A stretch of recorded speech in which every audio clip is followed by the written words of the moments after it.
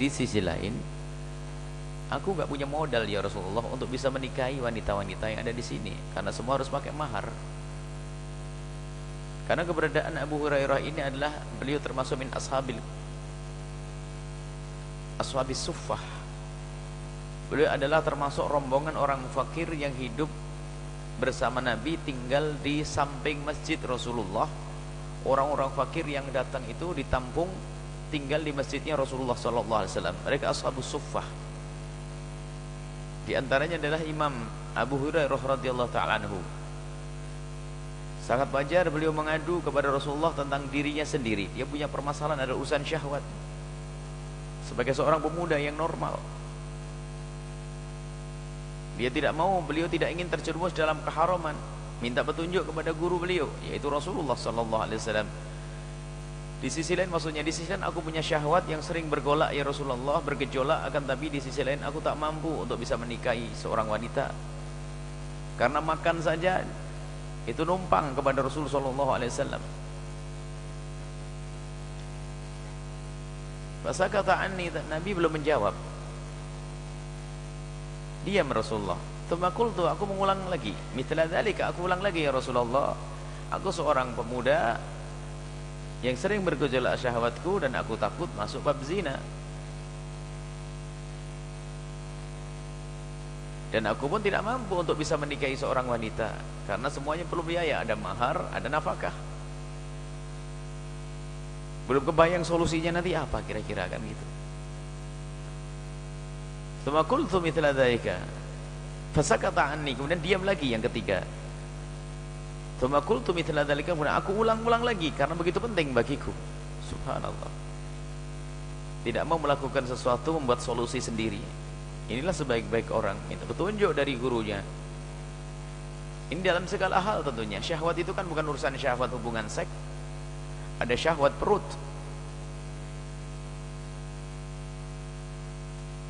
ada syahwat mata, macam-macam syahwat. Dan syahwat itu Allah berikan kepada kita ini termasuk kesempurnaan. Kalau kita bisa mengarahkan syahwat ke jalan yang Allah ridhoi. Syahwat adalah termasuk bentuk kesempurnaan. Sehingga kemenangan kita adalah di saat kita bisa menahan syahwat kita dari yang haram, lalu menggunakan syahwat itu untuk yang halal. Dan Allah tidak membekali seorang hamba dengan syahwat, kecuali Allah pun juga telah memberikan solusi yang istimewa, bersih dan mulia. Maka memangkas syahwat itu sendiri, kalau maknanya memangkas syahwat seperti yang akan disebutkan di sini, sistem kebiri, minum obat agar tidak ada syahwat, bukan sesuatu yang diperkenankan. Syahwat adalah bentuk kesempurnaan kita. Kemudian faqala Nabi sallallahu alaihi wasallam, lalu Nabi menjawab setelah ketiga kali aku mengadukan tentang keadaanku, kemudian Nabi mengatakan, ya Abu Hurairah, wahai Abu Hurairah, jaffal qalam bima anta laqin. Jaffal qalam, sudah kering pena. Maksudnya apa? Sudah dicatat. Begitulah keputusan dari Allah Subhanahu wa taala. Zina adalah haram. Dan pintu halal adalah pernikahan. Enggak ada perubahan lagi yang demikian itu. Sudah keputusan terakhir dari Allah. Jangan sampai kamu masuk kepada bab anat, keharaman. Pintu halal adalah pernikahan. Fakhtasi ala dzalika audhar. Kamu sudah ngerti bahwasanya tidak ada alasan apapun untuk melakukan keharaman, namanya zina. Jalan halal adalah pernikahan. Ya harus berusaha semaksimal mungkin untuk sampai kepada itu semua. Di riwayat lain Nabi mengajarkan untuk kita berpuasa. Tapi Abu Hurairah adalah tetap biarpun sudah berpuasa, karena Abu Hurairah itu hidupnya adalah dengan serba kekurangan, termasuk orang yang paling rajin puasa. Tapi berpuasa pun ternyata syahwat masih bergolak. Dan begitulah Allah ciptakan kepada seseorang, kadang-kadang bergolak dengan syahwatnya, ternyata mau diangkat dengan syahwatnya itu. Sebab semakin bergolak syahwat, lalu kok kita bisa menahan, semakin istimewa ini manusia. Bergejolak syahwat tapi dia bisa menahan. Saya tidak boleh melakukan yang haram, itu zina, nggak boleh. Maka berlipat kemuliaan untuk dia. Beliau sudah berpuasa tapi masih seperti itu. Dan Nabi sudah ajarkan untuk berpuasa dan sudah melakukan. Tapi tetap keputusan dari Allah adalah perzinaan adalah haram, tidak ada jalan kecuali harus namanya pernikahan. Kemudian Nabi mengatakan, "Fakhtasi." Dalam riwayat lain juga Abu Hurairah minta petunjuk, "Ya Rasul, apakah boleh aku mengebiri diriku sendiri?" Kisah yang serupa. Akhirnya Nabi menjawab, "Kamu sudah tahu ini keputusan dari Allah. Yang namanya zina adalah haram. Jalan satu-satunya adalah pernikahan. Kau sudah berpuasa juga.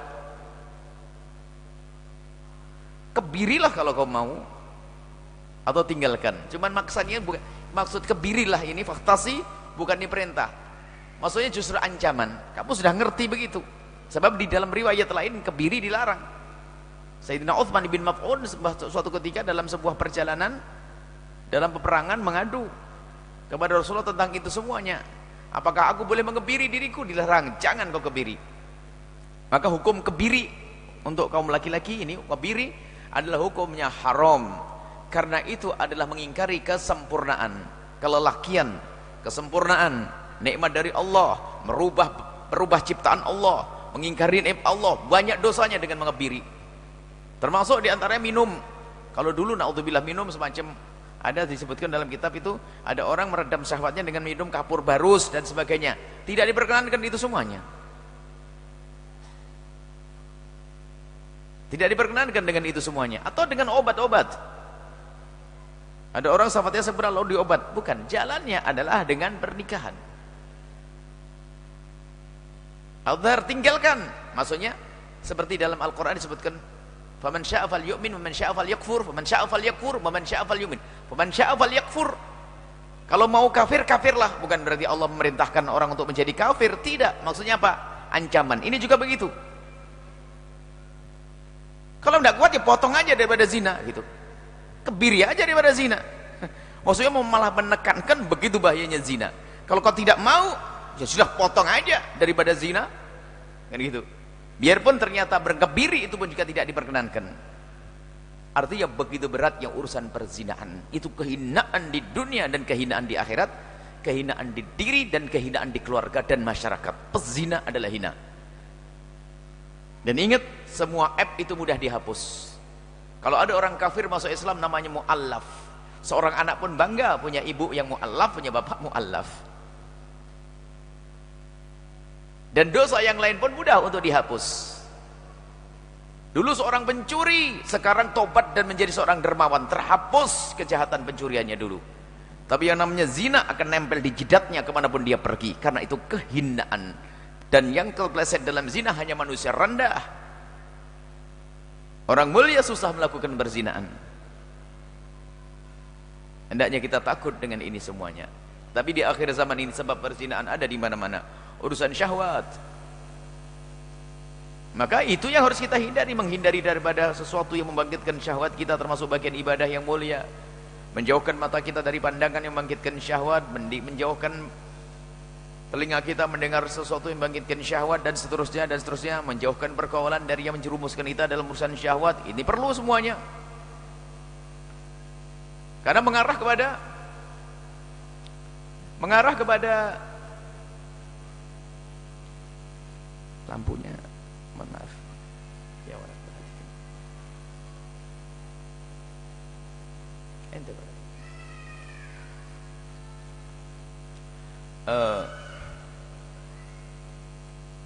urusan berzinaan adalah hina. Kita berusaha untuk bisa menjauh dari itu semuanya.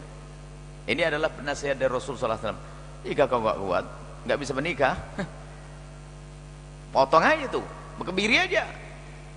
Itu tahdid. Dalam bahasa Arabnya tahdid justru itu mengancam, bukan menyuruh orang mengebiri. Jadi hukum mengebiri adalah haram. Karena itu tadi menghilangkan kelelakian, hilangnya keturunan. Bisa jadi habis kebiri besok dapat rezeki nomplok, ayo mau gimana lagi ya, pusinglah dia. Maka sama kali tidak diperkenankan yang demikian itu. Di dalam wanita pun juga tidak diperkenankan misalnya istilah kontrasepsi yang sifatnya abadi, yang tidak abadi pun ada aturan mainnya sesuai dengan syariat. Pengangkatan rahim kecuali karena sakit atau istilahnya vasektomi, tubektomi, apa istilahnya itu ya, pokoknya istilah yang ngerti medis itu, pokoknya yang sampai memangkas KB yang abadi tidak diperkenankan. Kan sudah punya anak 2 punya anak 2, memang jaminan anakmu bakal hidup selamanya, pas dicabut anaknya tak tahu diambil oleh Allah, kamu tidak punya anak lagi kan gitu.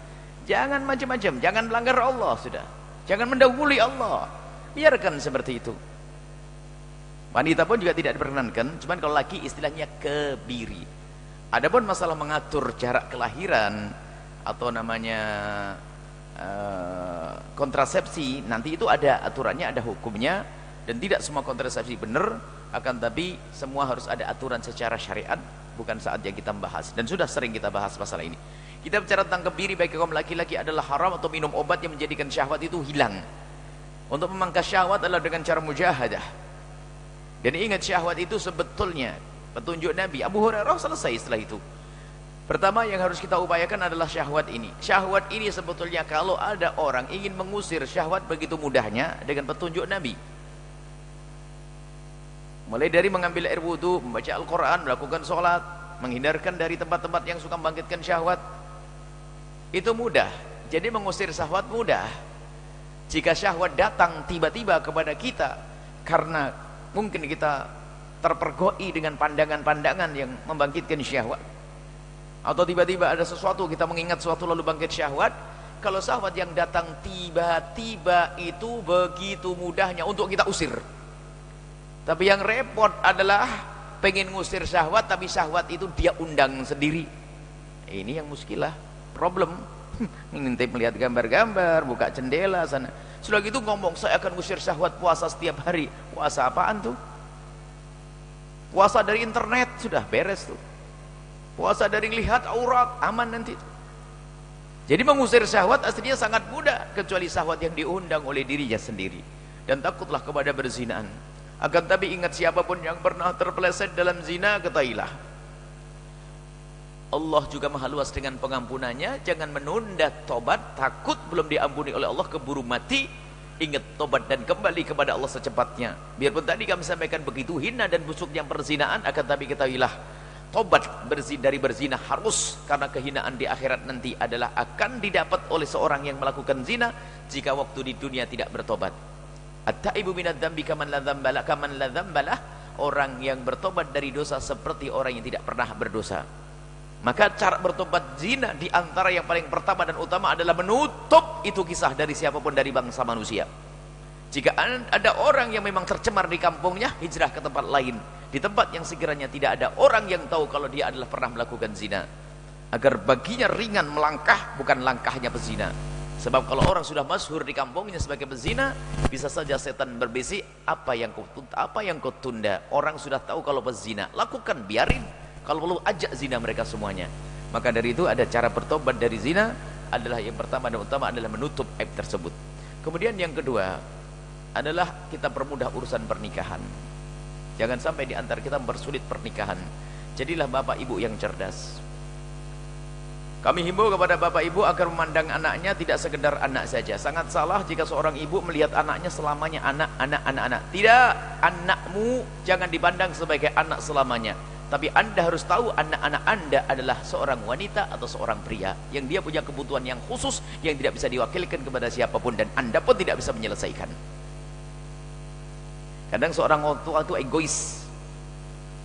egois. Seorang anak dianggap anak saja. Yang dikejar adalah misalnya urusan karir, urusan ini, urusan kebutuhan pribadinya. Kebutuhan makan dikasih, sekolah diberi. Tapi kebutuhan yang ini ada kekuatan dari batinnya, urusan syahwat, kadang tidak pernah diperhatikan. Sehingga apa? Di saat tidak diperhatikan orang tuanya, dia akan mencari solusi yang tidak sesuai dengan ajaran Allah, maka masuk perzinaan, naudzubillah. Maka yang masuk neraka pertama adalah bapak ibunya yang mempersulit urusan pernikahan. Maka jangan sekali-kali di antara anda ini mempersulit pernikahan putra putri anda. Buka kemudahan pernikahan. Kalau sudah anak Anda mengarah, sudah diambang kehancuran urusan zina, Anda harus paham. Ini harus paham, buka. Sekolah tidak akan terputus dengan pernikahan. Karir tidak akan terputus dengan pernikahan. Akan tapi ketahuilah, karir akhirat akan hancur dengan perzinaan. Bahkan karir dunia pun akan hancur dengan perzinaan. Sebab dijanjikan dengan segala keresahan dengan perzinaan. Mulai dari kefakiran, kesengsaraan adalah dengan itu semuanya. Baik, ini adalah sepintas tentang muqaddimah. Muqaddimahnya teramat panjang, insyaallah. Semoga Allah memberikan kepada kita ilmu yang manfaat, menjadi orang tua yang memudahkan urusan pernikahan anak-anak. Dan sebagai anak, semoga yang masih muda-muda, yang sudah ada minat untuk menikah, semoga dibuka oleh Allah jalan yang halal. Dan yang sudah menikah, semoga diberi kecukupan dengan yang halal, sehingga tidak lagi tergoda dengan sesuatu yang diharamkan oleh Allah Subhanahu wa ta'ala. Baik, kita langsung kepada munajatnya Ibn Atha'illah As-Sakandari. Qala al-musannif rahimallahu ta'ala, nafa'ana Allah bihi wa bi ulumihi wa bi ulumikum fid darin amin.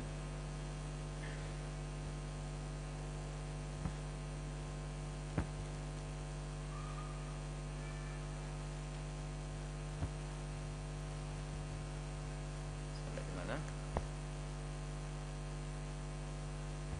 Bismillahirrahmanirrahim. Ilahi, mana? Sampai di mana batasnya?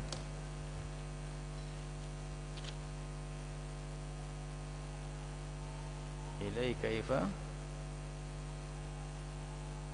Ilahi, qala al-musannif rahimahullah ta'ala, nafa'ana Allah bi wa bi ulumihi wa bi ulumikum fid darin amin, ila anqal. Ila sudah sampai kepada ilahi, ya Allah, wahai Tuhanku, utlubni birahmatika hatta asila ilaika. Ya Allah, manja-manjaan dengan Allah. Ya Allah, cari aku, ambil aku dengan kasih sayangmu ya Allah, hatta asil ilaika, hingga aku bisa sampai kepadamu. Apa yang aku lakukan saat ini adalah upayaku untuk menuju kepadamu ya Allah. Pengajian yang aku hadiri, bangunku di tengah malam, sedekah yang aku bayarkan, itu karena aku ingin sampai kepadamu ya Allah. Maka aku memohon kepadamu ya Allah, cari aku ya Allah. Lihat, minta kepada Allah mencari kita. Ini permintaan yang luar biasa dan istimewa. Kenapa? Kita minta kepada Zat yang maha kuat. Kalau kami berkata kepada Anda, tolong cari saya besok hari, mungkin Anda tidak menemukan saya, karena Anda punya kelemahan. Ya, tolong cari saya di masjid sana, masjid luas, masjid bingung. Tapi kalau yang kita minta, ya Allah, cari aku ya Allah. Siapa yang kita minta? Allah. Kita mohon kepada Allah, ya Allah, cari aku ya Allah. Allah maha kuasa, tidak mampu mencari kita. Kalimat Ibn Atha'illah Az-Sakandari, kalimat indah. Utlubni ya Allah, cari aku ya Allah. Engkau tidak akan mungkin tidak bisa mencariku ya Allah, karena engkau memiliki aku. Cari aku birahmatika, dengan kasih sayangmu, agar aku bisa sampai kepadamu ya Allah.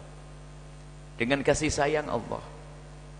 Ingat kalimat indah, bukan dengan paksaan. Allah bisa menjadikan seorang anak gadis tiba-tiba pakai jilbab dengan paksakan, dibenturkan dulu, akhirnya harus dioperasi, digundul, akhirnya malu pakai kerudung. Alhamdulillah kerudungan, tapi pakai retak dulu kepalanya, kan gak enak. Tidak dengan rahmat. Kita pengen dengan rahmat dan kasih sayang Allah melakukan kebenaran syariat dengan senang.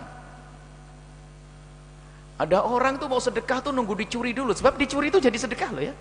Ada orang nyuri duit kita, kita ikhlas jadi sedekah, tapi kan gak enak dipaksa dulu. Tapi kita ingin di saat memberikan dengan birahmatik, dengan kasih sayang Allah. Maka termasuk dalam memohon pun jangan sampai mohon-mohon, ya Allah hentikan saya dari minuman keras, tolong tambah dengan kasih sayang Allah. Sebab kalau tidak dengan kasih sayang Allah, bisa saja Allah menghentikan seseorang dari minuman keras, tapi dengan cara dibikin paru-parunya rusak, kan berhenti. Mungkin ada yang pernah terpeleset dalam zina, ya Allah hentikan aku dari perzinaan dengan kasih sayangmu ya Allah. Diberi pasangan yang soleh, yang baik, yang soleha, sehingga dia semakin dekat kepada Allah. Tapi kalau tidak dengan kasih sayang Allah, bisa saja kecelakaan tiba-tiba tidak berfungsi itu, kan begitu ya. Jadi mohon itu yang sempurna. Kalau minta tambahi dengan kasih sayangmu ya Allah, dan minta pun yang benar, yang baik. Ini pendidikan. Allah pun mengajarkan yang baik. Ya Allah, saya tidak punya anak ya Allah, tapi banyak duit. Mending punya anak, nggak punya duit nggak apa-apa. Salah ngomong gitu. Minta yang baik-baik deh kepada Allah. Ya Allah, seperti telah kau mudahkan rezeki untukku, mudahkan aku untuk mendapatkan putra. Gitu. Jangan seperti orang putus asa, ya Allah, daripada duit banyak nggak punya anak, mending punya anak nggak punya duit. Kalau beneran gimana? Pusing nggak? Orang doanya nggak mikir, doanya doa emosi, doa emosi. Memohon kepada Allah dengan kesadaran hati. Melihat orang pun demikian. Mungkin kita melihat orang yang dia adalah melakukan kehinaan. Apakah dia mabuk? Mungkin seorang wanita berzina, tapi dia masih menghadiri majelis. Jangan dihinakan ya Allah, seperti kau mudahkan dia memasuki majelis ini, ya Allah mudahkan dia menjauhi keharaman.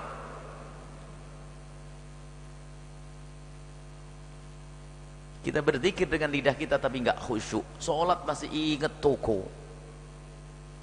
Katakan ya Allah, seperti kau mudahkan aku melakukan salat zahirku ini, lahirku kau mudahkan untuk menegakkan kebaikan, untuk melakukan salat, maka jadikan batinku juga bisa melakukan salat. Minta seperti itu dengan kasih sayangmu ya Allah, ditambahi dengan kasih sayangmu.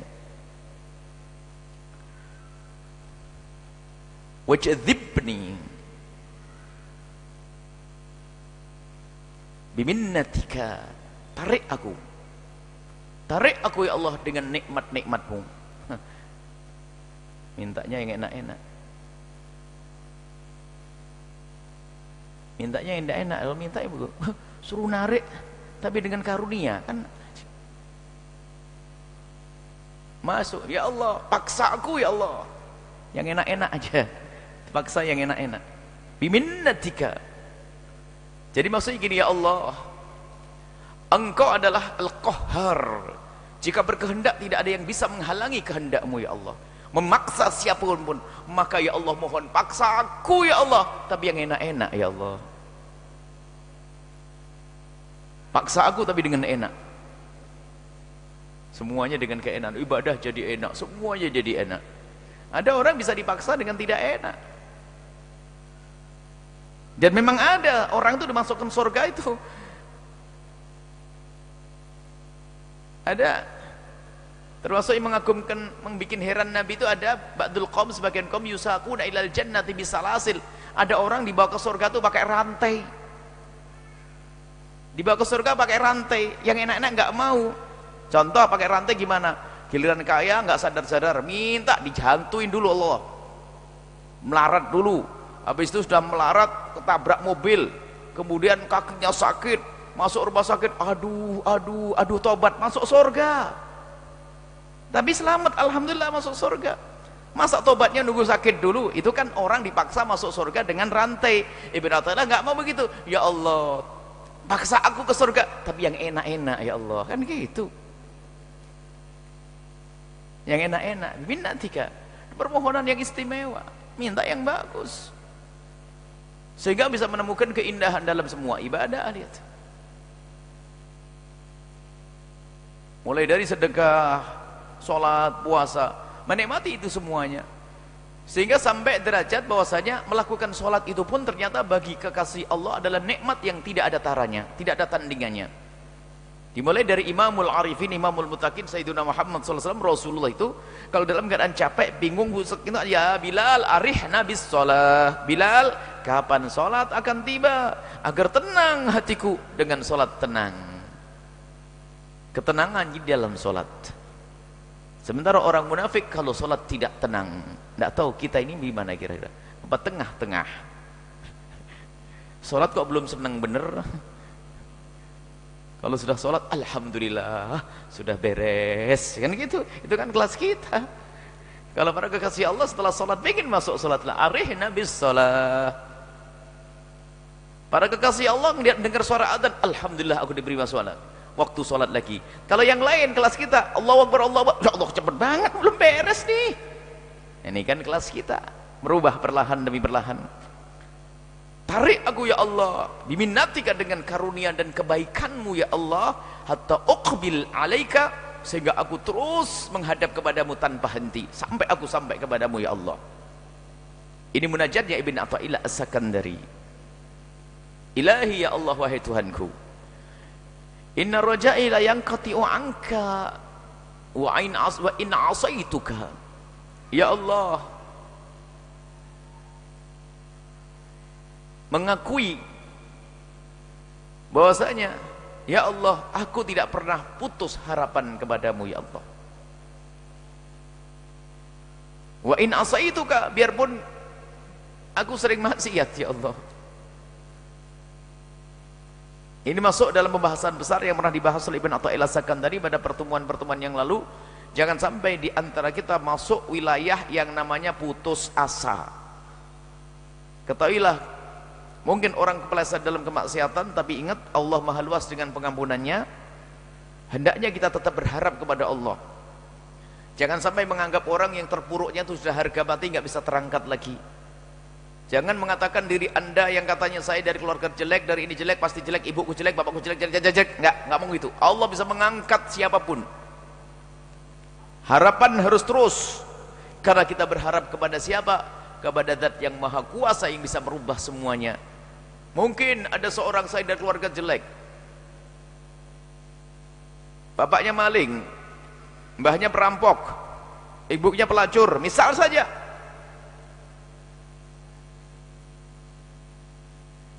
Abangnya pemabuk, penjudi, segala macam. Habis keluarga jelek. Akan tapi ketahuilah, kita punya Tuhan Allah yang Maha Kuasa untuk merubah semuanya. Tidak boleh putus asa lalu kita nyebur dalam kehinaan. Enggak. Aku punya Tuhan Allah. Seterpuruk apapun aku, bagi Allah mudah untuk mengangkatku. Maka ya Allah, aku tetap berharap kepadamu. Sejelek apapun diriku ya Allah, sebesar apapun dosa yang pernah aku lakukan, harapanku tidak pernah putus kepadamu ya Allah. Maka jika Allah dengan kekuasaan Allah mengangkat seorang hamba, akan terangkatlah hamba tersebut. Sehina apapun dia, sejelek apapun dia. Maka tidak boleh orang menganggap kehinaan itu sudah harga mati, tidak bisa diubah-ubah. Ini kadang-kadang keputusasaan atau kebodohan seseorang menganggap kalau sudah keluarga jelek tidak bisa baik, masyarakat jelek tidak bisa baik, dosanya sudah. Maka ini namanya roja. Kama anna khaufi la yuzayiluni. Begitu juga rasa takut pura, khawatirku pun tidak pernah jauh dariku. Wa in ata'tuka, biarpun aku melakukan ketaatan kepadamu, kebalikannya. Ya Allah, ini ikrar dari Ibn Athaillah As-Sakandari yang seharusnya kita pun merasakan yang demikian itu. Ya Allah, biarpun aku sudah banyak melakukan ibadah, aku ahli taat, puasa, sholat, zakat, tapi ya Allah, rasa takut pun masih selalu ada padaku. Aku pun masih merasa takut kepadamu. Ini adalah keseimbangan antara harap dan rasa takut. Kalau pincang, kepleset, nggak akan bisa terbang. Sampai dikatakan ada dua, kita menuju kepada Allah adalah dengan sayap. Sayap satunya adalah harapan. Di saat kita kepleset dalam dosa, hendaknya kita banyak berharap kepada Allah Subhanahu wa taala agar Allah mengampuni. Semoga Allah mengampuni. Sayap yang kedua adalah rasa takut, supaya kita tidak terlena. Sebab kalau harapan berlebihan, nggak ada rasa takut, kacau, bahaya. Contoh, Allah Maha Pengampun. Biarpun saya zina, maksiat, kalau Allah Maha Pengampun kan diampuni. Biarin zina, mabuk, judi, kan Allah Maha Pengampun. Ini harapan yang berlebihan, gak ada rasa takutnya. Rasa takut yang berlebihan menjadi orang putus asa. Maka ini keseimbangan antara harap dan rasa takut. Harap dan rasa takut itu harus ada. Maka di saat ini ikrarnya Ibn Athaillah As-Sakandari sekaligus permohonan kepada Allah, ya Allah, harapanku tidak pernah terputus kepadamu biarpun aku banyak dosa ya Allah. Aku mengerti aku banyak dosa, akan tapi aku juga tahu yang mengampuni dosa hanya Engkau ya Allah. Maka biarpun aku banyak dosa, tetap aku minta ampun kepadamu ya Allah. Tidak putus asa. Sisi lain, tidak akan terlena dengan kemaksiatan, dengan ketaatannya. Yang jadi masalah besar juga di sisi lain adalah orang terlena dengan ketaatannya, merasa dia sudah punya surga, kemana-mana petentang-petenteng. Aku kan sudah puasa setiap hari, zakatku, sedekahku banyak. Oh, tahajud sudah 40 tahun, Senin Kemis gak putus-putus. Oh, seolah-olah sudah punya surga. Tertipu, gak pernah punya rasa takut kepada Allah Subhanahu wa taala. Ini berbahaya sekali. Sehingga orang ini bisa masuk dalam maksiat, mengentengkan maksiat. Mengentengkan maksiat karena merasa punya banyak ibadah. Itulah namanya ujub. Kebaikan seseorang itu jika bukan karena Allah, baik itu dilakukan dengan riya atau ada ujub, maka itu akan menjadi orang itu rusak, tidak diterima oleh Allah. Ujub itu apa? Membesarkan amal di matanya sendiri. Kalau riya itu membesarkan amal di mata manusia. Kalau ikhlas agar amal diterima oleh Allah. Ujub itu merasa, oh siapa dulu saya kok, nggak ada orang di sini kayak saya. Itu orang kaya aja nyumbangnya seperti itu. Orang kaya nyumbangnya begitu. Dah astagfirullah, astagfirullah, astagfirullah. Istighfarnya ngejek orang. Ini astagfirullah anaknya Ustad, Masya Allah, Masya Allah, innalillah, Allahu Akbar. Istighfar rendahin orang dengan zikir, ini kan penyakit besar ini. Bahasa taat tapi ternyata merendahkan orang lain. Gara-gara apa? Kebaikannya sudah dilakukan, sudah seolah-olah menjadi malaikat. Tapi lihat para kekasih Allah, di saat melakukan kebaikan ternyata mereka juga dikuasai rasa takut. Bahkan selalu menyandarkan kebaikan yang bisa dilakukan adalah semuanya dari Allah. Kalau Allah mencabut kemauan untuk melakukan kebaikan, maka dia pun tidak akan bisa melakukan kebaikan. Pengakuan Ibn Athaillah As-Sakandari, dan itu juga kita ulang-ulang dalam sholat kita setiap saat waktu kita baca surat Al-Fatihah, bahwasanya iyyaka na'budu, memang kita selalu mengabdi kepada Allah. Iyyaka kepadamu ya Allah, na'budu kami mengabdi, kami menyembah, kami beribadah. Tapi sungguh kami tidak akan mampu melakukan itu semuanya kecuali dengan bantuan dan pertolongan darimu. Wa iyyaka nasta'in, maka kepadamu lah ya Allah kami mohon pertolongan untuk bisa sedekah. Biarpun duitnya banyak, sedekah nggak gampang kalau bukan ditolong oleh Allah. Seger buger, tidurnya jam 7 malam, nggak bisa bangun malam kecuali Allah bangunkan. Tapi kalau orang biarpun tidurnya jam 1, jam 2, kalau Allah bangunkan dia untuk melakukan kebaikan, maka dia akan bangun melakukan tahajud. Begitulah Allah Subhanahu wa taala. Maka jangan sampai terputus harapan kita dalam keadaan kita terpuruk dalam kehinaan. Allah Maha luas dengan pengampunannya. Akan tapi di sisi lain, jangan sampai kita juga terlena dengan kebaikan yang kita lakukan sehingga kita tidak punya rasa takut kepada Allah Subhanahu wa taala. Akan tapi keseimbangan antara rasa takut yang ada di dalam hati kita dan harapan kepada Allah Subhanahu wa taala itu adalah menjadikan kita cepat sampai kepada Allah Subhanahu wa taala. Nah, dalam munajat ini Ibn Athaillah As-Sakandari itu jadi gini, dalam berdoa itu doa yang paling tepat khusyuk itu maknanya apa? Disesuaikan dengan kebutuhannya secara serius. Jangan sampai doa kita doa melompong, doa nggak ada artinya, nggak ada faham. Ya Allah, saya minta kau berikan balon. Untuk apa balon? Hah? Ngelantur itu. Balon. Bukan tidak punya anak kecil lagi. Ada, gila, minta nggak ada guna. Minta sesuatu yang kita butuhkan. Apa yang kita butuhkan? Apalagi mintanya ngomongnya nggak jelas, nggak paham. Makanya doa nggak khusyuk.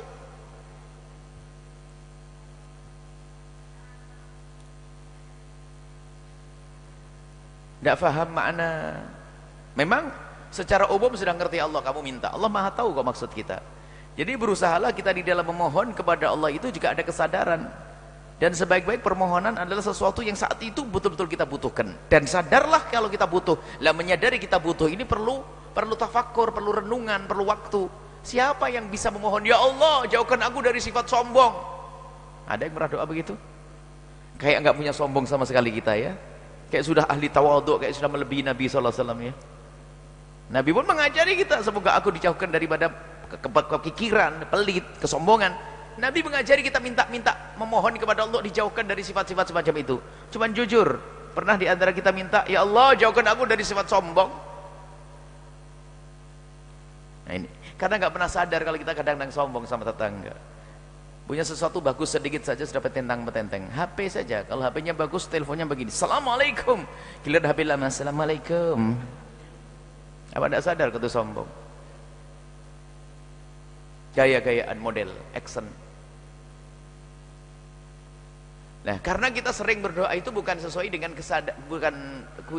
tidak sesuai dengan apa yang kita butuhkan. Ngomong asal panjang doanya.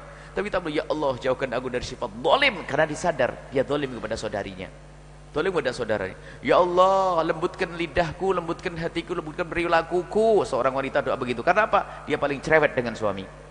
Coba anda yang cerewet pernah doa gitu? Minta. Jadi dengan kesadaran itulah khusyuk. Itu khusyuk. Nah ini juga begitu. Ibn Athaillah Sakandari mengajak kita itu sambil memohon itu harus sadar, dan kesadaran itu hakikatnya khusyuk, maka Allah akan beri itu semuanya. Maka Allah sudah berjanji kan, kalau kau minta pasti dikasih. Ud'uni astajib lakum. Allah tidak pernah ingkar janji. Yang dia jadi masalah kamu mintamu tidak benar-benar. Baik. Nah ini hendaknya ada keseimbangan di antara permohonan kita kepada Allah Subhanahu wa taala, pengampunan agar kita dientaskan dari kehinaan. Ini permohonan agar kita tidak masuk bab putus asa. Sebab pada zaman Nabi pun ada orang putus asa. Dan putus asa ini berbahaya sekali. Putus asa ini ada dua makhluk terkutuk, yaitu pertama adalah iblis, yang kedua adalah orang putus asa. Putus asa itu merendahkan Allah. Putus asa itu macam-macam tingkatannya. Ada orang mestinya minum es degan, minum baygon. Itu kan orang sakit, itu sudah nggak masuk dalam itu kan orang sehat. Minum baygon diminum.